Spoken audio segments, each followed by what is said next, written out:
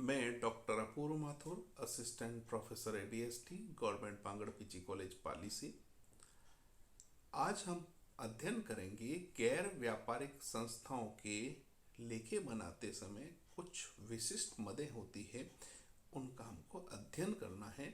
उन मदों के संबंध में लेखांकन उपचार क्या है या किस प्रकार लेखांकन किया जाता है, इसके बारे में हम आज जानकारी प्राप्त करेंगे। गैर व्यापारिक संस्थाओं से संबंधित विशिष्ट मदें।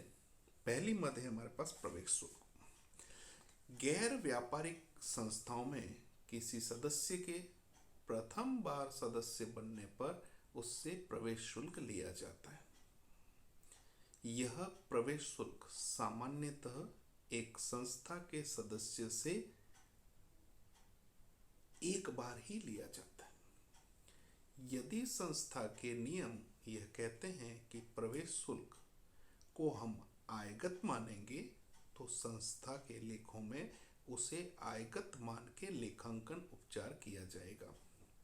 यदि संस्था के नियम यह कहते हैं कि प्रवेश शुल्क को पूंजीगत माना जाएगा, तो उसके संबंध में प्रवेश शुल्क को पूंजीगत मानते हुए लेखांकन उपचार किया जाएगा। संस्था स्वतंत्र है कि वह प्रवेश शुल्क को पूंजीगत माने अथवा आयगत माने। यदि आयगत माना जाता है तो आय व्यय खाते में दिखाया जाएगा, और यदि प्रवेश शुल्क को पूंजीगत आय मानी जाती है तो स्थिति विवरण के दायित्व पक्ष में पूंजी कोष में जोड़कर बताया जाता है। दूसरा है आजीवन सदस्यता शुल्क। संस्था के सदस्य प्रवेश शुल्क के अतिरिक्त प्रति वर्ष उसको कुछ शुल्क देना होता है। जो प्रति वर्ष शुल्क देते हैं वह आयगत होता है, लेकिन यदि सदस्य चाहे तो कुछ वर्षों की सदस्यता शुल्क की राशि एक मुश्त जमा कराकर आजीवन सदस्यता शुल्क ले सकते हैं। यदि संस्था के नियम यह कहते हैं कि एक सदस्य यदि अपने 10 वर्ष के सदस्यता शुल्क को एक साथ जमा कर देगा तो उसे आजीवन सदस्य मान सकता है। यह भी संस्था के नियम ही तय करेंगे, यानी संस्था स्वयं तय करती है कि आजीवन सदस्यता शुल्क कितना होगा। आजीवन सदस्यता शुल्क क्योंकि एक सदस्य से पूरे जीवन काल में एक बार ही लिया जाता है, अतः इसे पूंजीगत मानते हुए संस्था के स्थिति विवरण के दायित्व पक्ष में पूंजी कोष में जोड़कर दिखाया जाता है। तीसरी विशिष्ट मद होती है दान। दान दो प्रकार के होते हैं, विशिष्ट दान और सामान्य दान। विशिष्ट दान में दान देने वाला व्यक्ति स्वयं या व्यापारिक संस्था को दान देते वक्त ही ये बता देता है कि मैं अमुक उद्देश्य के लिए दान दे रहा हूं, जैसे भवन निर्माण हेतु दान। तो इस प्रकार का दान भवन निर्माण हेतु दान है तो वह पूंजीगत दान माना जाएगा, इसको पूंजी कोष में जोड़ा जाएगा। यदि दान देने वाला विशिष्ट दान के रूप में किसी भी प्रकार की किसी एक्टिविटीज, कल्चरल एक्टिविटीज के लिए दान दिया है तो वह आयगत दान है और उसे इस वर्ष के आय व्यय खाते में दिखाया जाएगा। तीसरा है सामान्य दान। दूसरा है सामान्य दान।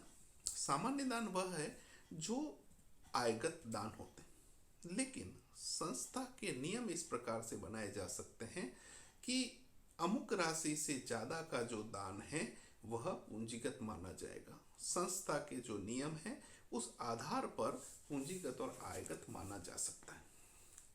यदि कुछ विशिष्ट दान हैं, जैसा कि अभी बताया था कल्चरल एक्टिविटी जो है, तो उसके भी दान से प्राप्त आय को सीधे आय व्यय खाते में दर्शाने की बजाय उस दान खाते से जो राशि प्राप्त हुई है, विशिष्ट दान के लिए जो राशि प्राप्त हुई है, और उसके अगेंस्ट में जितने खर्चे हुए उनको घटाकर जो डिफरेंस की अमाउंट है, यदि दान से प्राप्त राशि खर्चों से अधिक राशि है तो आधिक्य की राशि को आय व्यय खाते के अंदर क्रेडिट पक्ष के अंदर दिखा देंगे।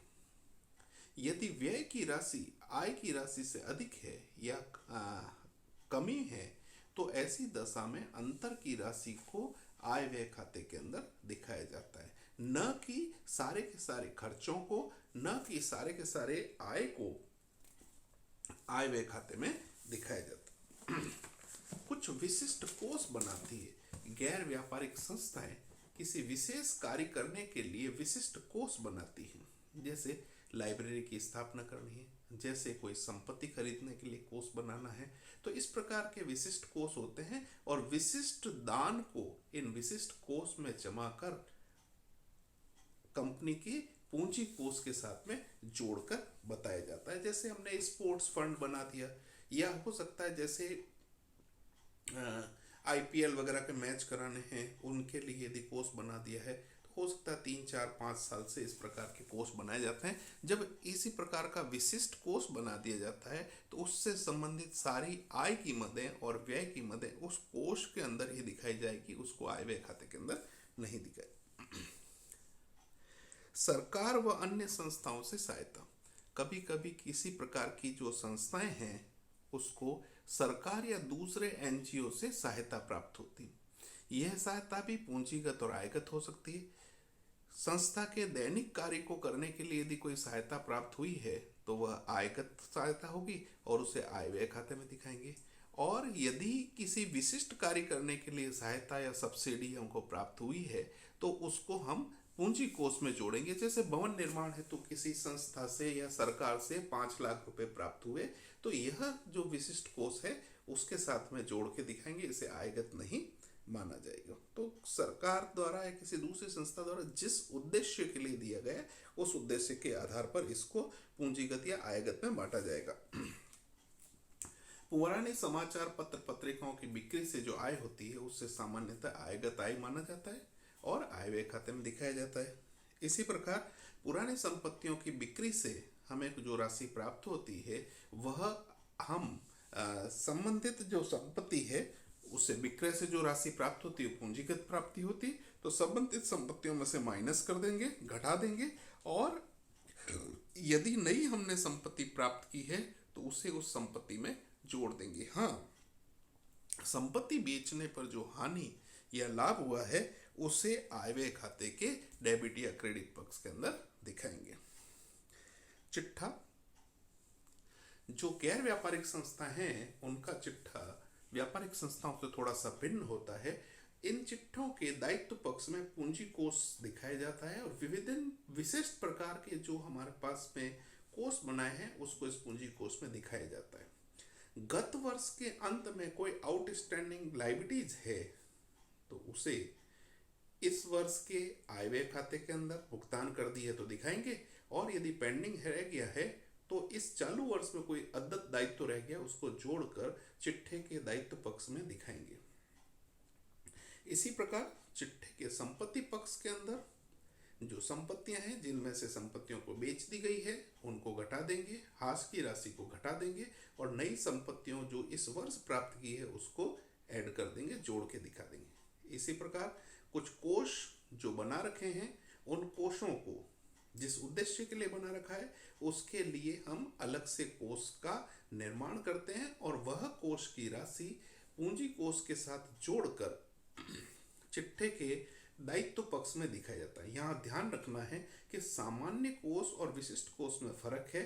सामान्य जो पूंजी कोष है वह तो चिट्ठे के दायित्व पक्ष में होगा और विशिष्ट कोष सामान्यतः चिट्ठे के दायित्व पक्ष में होते हैं, लेकिन कभी यदि विशिष्ट कोष के अंदर खर्चे प्राप्तियों से खर्चे ज्यादा हैं तो वह चिट्ठे के संपत्ति पक्ष में भी दिखाए जा सकते हैं, अथवा उस कोष में जो कमी की राशि है वो चालू वर्ष के आय व्यय खाते से ले जाकर उसको शून्य किया जा सकता है या राइट ऑफ किया जा सकता है। ओके, धन्यवाद।